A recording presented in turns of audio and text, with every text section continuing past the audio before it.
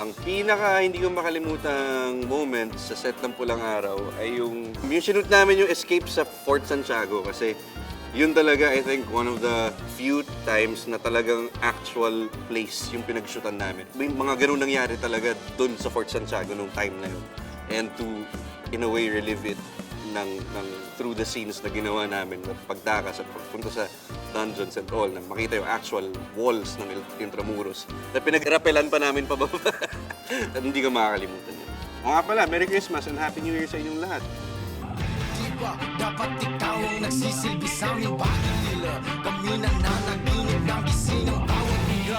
Dinadala, dagdag bigat ang daming pipilitin na pasanin hanggang sa mga mata nyo'y mamulat. Magising siya, sigaw na sumasalamin sa sumpa niyong magsibisa. Amin tuluyan na wala ng visa. At sinahulog, di sinapuso bilang ng buhay ng tao. Kayong mga hari-hari at pagkalaki na ng mga ulo. Huwag niyong kalilimutan na hawak-hawak namin ang inyong trono. Naririnig niyo pa ba ako, pangako na ba ako dahil